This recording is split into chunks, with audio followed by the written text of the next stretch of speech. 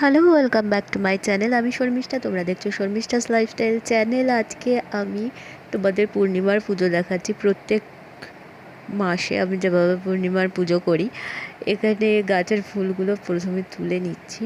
আমি ফুল কিনে আনি, যেহেতু আম পাতা, তারপরে পান, কলা এগুলো তো কিনতেই হয়। বৃহস্পতিবার পূর্ণিমা পড়েছিল এই দিনকে, ওর জন্য আমাকে এগুলো কিনতে হয়েছিল।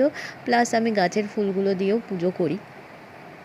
গাছের ফুল দিয়ে পুজো করলে একটা অন্যরকম ভালো লাগে। কিন্তু যেগুলো পুজোর ফুল কেনা হয়, এখন গাঁদা ফুলগুলো দেখছি শুকনো শুকনো দিচ্ছে, সেজন্য ফুলের আশা আমি করি না। শুধুমাত্র ওই দুব্ব, তার মধ্যে এই পান, কলা এগুলোর জন্য আমাকে কিনতেই হয়। বেলপাতা গাছ নেই, যেহেতু বেলপাতার জন্য তুলসী পাতা বৃহস্পতিবারে পূর্ণিমাতে তোলা যায় না, সেই জন্য কিনতেই হয়। অনেকগুলো ফুল হয়েছে গাছে, দেখো কত ফুল ফুটেছে। সমস্ত ফুল দিয়েই পুজো করব। তো পুজো করার কী কী প্রসেস আমি করি সেটা দেখো। আমি একদম সাধারণ ঘরোয়া পদ্ধতিতে যা হয় তেমন করেই পুজো করি।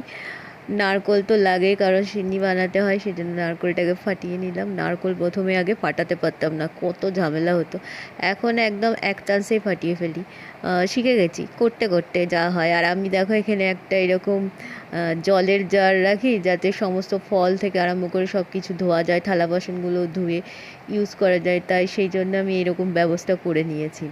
এতে আমার খুব সুবিধা হয়, ওর মধ্যে জল ঢেলে দিই, দিয়ে এগুলোকে ওয়াশ করে নিই। আর নারকোল কোড়ানোর জন্য আমি এটাই ইউজ করি, কেন কি আমি যে কোড়ানোর যে হাত মেশিন, যেটা আসলে যেটা দিয়ে বটি টাইপের যেটা হয় আর কি, বসে বসে সবাই কোড়ায় নারকোল, ওটা দিয়ে আমি পারি না কোড়াতে। তো এটাতে আমার খুব সুবিধা হয়, তার জন্য আমি এরকমভাবে সমস্ত নারকোলগুলোকে কুড়িয়ে নিই। জানি না সবাই এরকমভাবে কোড়াতে পারো কিনা, কিন্তু আমার এটা দিয়ে খুব খুব সুবিধা হয় কোড়াতে। নারকোল কোড়ার পর ফলগুলোকে কেটে নিচ্ছি। ফল তো লাগেই, 5 রকমের ফল দেওয়া হয় যেহেতু।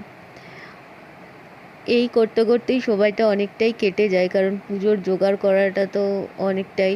তারপরে পঞ্চপ্রদীপ সাজানো থাকে, কর্পূরদানি, নর্মাল যে প্রদীপ হয় আর কি, ওই প্রদীপ, তেল ভরা প্রদীপের পলতে লাগানো, সমস্ত কিছুই করতে হয়। এই এই রকম করতে করতে প্রায় 2-3 ঘন্টা লেগে যায় আমার নারায়ণ পুজো করতে। বেশ ভালো লাগে আমার এরকম পুজোর থালা সাজিয়ে পুজো করতে। সারাদিনটাই আমার এরকমভাবেই কেটে যায়। এই কয়েকটা জিনিস দিয়েই আমার পুজো কমপ্লিট। আর এই খালি বাটিটা দেখছো, এর মধ্যে চন্দন বাটা ছিল, পুজো কমপ্লিট হয়ে গেছে।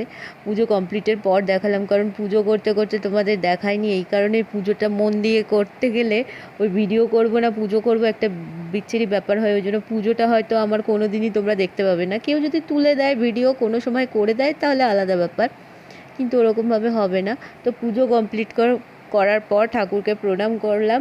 প্রণাম করে এই হলো আমার নারায়ণ পুজো। এরকমভাবেই আমি পুজো কমপ্লিট করি। তোমাদের কেমন লাগলো অবশ্যই কমেন্ট বক্সে লিখে জানিও। আমি থাকবো তোমাদের উত্তরের অপেক্ষায়। সবাই ভালো থেকো, সুস্থ থেকো।